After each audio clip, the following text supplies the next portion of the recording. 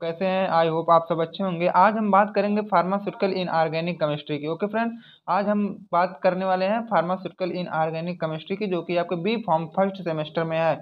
तो फ्रेंड्स, आज हम कवर करने वाले हैं इसका थर्ड लेक्चर। तो हम लोग पहले लेक्चर में कवर कर चुके थे क्या, history of pharmacopoeia, source and type of impurities. Okay, second lecture में हम कवर किए थे कि लिमिट टेस्ट क्या होता है, और जिसमें से क्लोराइड एंड सल्फेट का लिमिट टेस्ट हम आप लोग को बता चुके हैं। तो आज हम कवर करने वाले हैं केवल एक लिमिट टेस्ट, क्या है, आयरन। आयरन ये फ्रेंड्स आपके एग्जाम के लिए बहुत ही इंपॉर्टेंट होने वाला है, और सबसे बड़ी बात तो ये है कि ये वीडियो बहुत ही इंटरेस्टिंग होने वाली है। ओके फ्रेंड्स, तो आज हम बताएंगे कि आयरन का लिमिट टेस्ट क्या होता है। ठीक, तो आज हम सबसे पहले ये जानेंगे कि आयरन अगर हमारे सोल्यूशन में आयरन प्रेजेंट, ठीक, तो आयरन की इम्प्योरिटी कैसे प्रेजेंट होती है हमारे सोल्यूशन में, ये हम जानेंगे। तो देखिए, लिमिट टेस्ट फॉर आयरन, अगर हमारे सोल्यूशन में आयरन की इम्प्योरिटी प्रेजेंट हो जाती है तो हम लोग कैसे पता लगाएंगे कि हमारे सोल्यूशन में आज आयरन की इम्प्योरिटीज प्रेजेंट है। तो फ्रेंड्स, इम्प्योरिटी मीन्स, जैसा कि आप लोग जानते होंगे पहले से, कि इम्प्योरिटी वो होती है एनी अनवांटेड या फॉरेन मटेरियल जब हमारे सोल्यूशन में प्रेजेंट हो जाते हैं उन्हें हम बोलते हैं इम्प्योरिटी। तो आज हम आयरन की इम्प्योरिटी प्रेजेंट करेंगे। मान लीजिए कि आपके सॉल्यूशन में आयरन प्रेजेंट हो गया कहीं से, तो आज हम इसी को चेक करेंगे कि आयरन कितना प्रेजेंट है, कितने लिमिट में प्रेजेंट है। आज हम यही सब देखने वाले हैं इस वीडियो में। ओके फ्रेंड, तो चलिए वीडियो के लास्ट तक बने रहिएगा, बहुत ही इंटरेस्टेड टॉपिक होने वाली है, और ये एग्जाम के लिए भी बहुत ही इंपॉर्टेंट है। अब देखिए क्या है limit test for iron.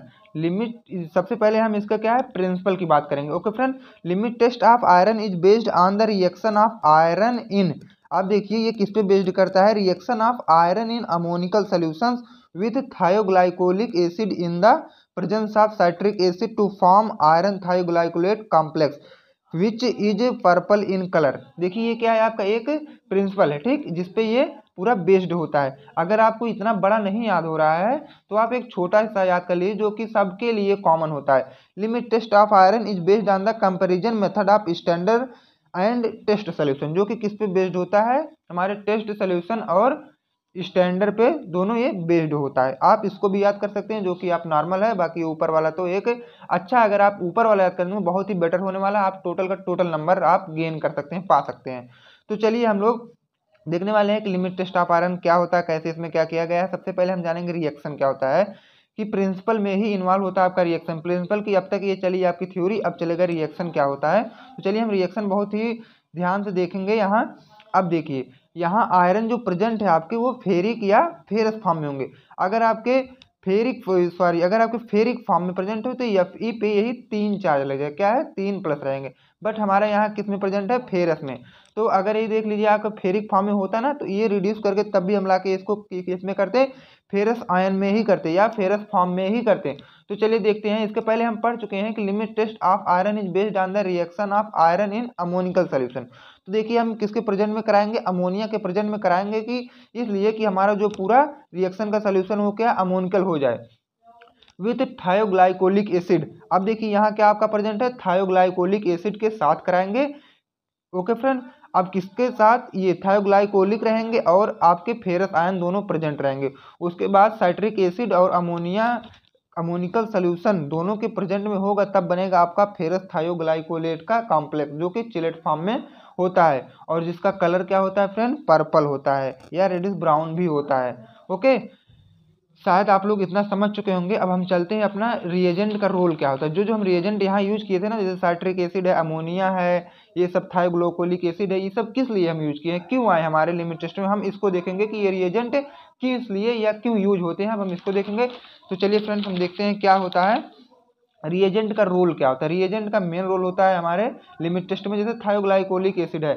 थायोग्लाइकोलिक acid हम लोग किस लिए यूज करते हैं, conversion of ferric to ferrous and formation of purple colour. अब देखिए ये जो फेरिक फॉर्म है ना, या फिर हम आपसे पहले बोले कि अगर फेरिक है तो थायोग्लाइकोलिक एसिड उसे कन्वर्ट करके फेरस में कर देगा। अब उसके बाद जब फेरस में कर देगा, तब हम लोग फेरस का थायोग्लाइकोलिक एसिड के साथ रिएक्शन करवाते हैं अमोनिकल सोल्यूशन के प्रेजेंट में, और नाइट्रस, और उसके बाद किसके और था आपका यहाँ एक साइट्रिक एसिड, दोनों के प्रेजेंट में हम लोग करवाते हैं। अब देखिए इसका थायोग्लाइकोलिक एसिड का काम क्या है, आपको पता चल गया। Conversion of Fe3++2 Fe++ and formation of purple colour. Okay friend, अब देखिए सबसे बड़ी बात तो ये एक इसमें सावधानी हमें ये करना है कि रिएजेंट के साथ आयरन का एक पार्टिकल या एक मॉलिक्यूल्स हमारे किसमें सोल्यूशन में टेस्ट वाले या स्टैंडर्ड में नहीं आना चाहिए, नहीं तो हमारा टोटल का टोटल सब खराब हो जाएगा, तो पहले में से पर्पल कलर शो करने लगेगा। ओके फ्रेंड, बहुत ही सावधानी से हमें ये करना है। ओके, अब देखिए अमोनिया क्या होता है। अमोनिया जैसा कि आप लोग जानते होंगे अमोनिया एल्कलाइन होता है, तो ये क्या करता है, provide alkaline medium of the reaction. ये रिएक्शन जो हम कर रहे हैं ना उसको अल्कली मीडियम प्रोवाइड करता है, मतलब टोटल रिएक्शन हमारा क्या है, अल्कली नेचर का हो जाए। अब देखिए साइट्रिक एसिड का क्या है, prevent precipitate of iron with ammonia. Ammonia के साथ जो प्रेसिपिटेट बनने वाला है उसको रोकता है कौन, साइट्रिक एसिड। तो क्या बहुत ही इंपॉर्टेंट रोल प्ले करता है साइट्रिक एसिड भी, अमोनिया भी, बाकी ये थायोग्लाइकोलिक एसिड भी। तीनों रिएजेंट बहुत ही इंपॉर्टेंट रोल शो करते हैं। अब चलिए हम क्या देखने वाले हैं, इसका प्रोसीजर कैसे कैसे हम करेंगे टेस्ट या कैसे कैसे हम लिमिट टेस्ट करेंगे। अब देखिए प्रोसीजर क्या है, एक तरफ हम टेस्ट लेंगे, एक तरफ स्टैंडर्ड लेंगे। टेस्ट में हम लोग सैंपल का यूज करते हैं, स्टैंडर्ड में हमें स्टैंडर्ड फॉर्म जो हमें पता रहता है उसका यूज करते हैं। अब देखिए इधर sample plus water. Okay friends, sample plus water dissolve with each other. जब दोनों को हम एक साथ डिजॉल्व करेंगे और उसी में हम 2 ml 20% WYV का साइट्रिक एसिड भी ऐड करेंगे। ओके फ्रेंड, उसी सैंपल और वाटर में 2 ml एंड 20% WYV का साइट्रिक एसिड हम यूज करेंगे। उसमें उसके बाद 1 ml थायोग्लाइकोलिक एसिड भी यूज कर देंगे।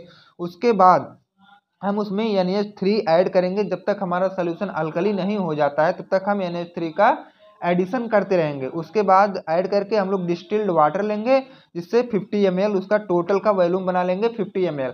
अब क्या है, इतना हो गया आपका।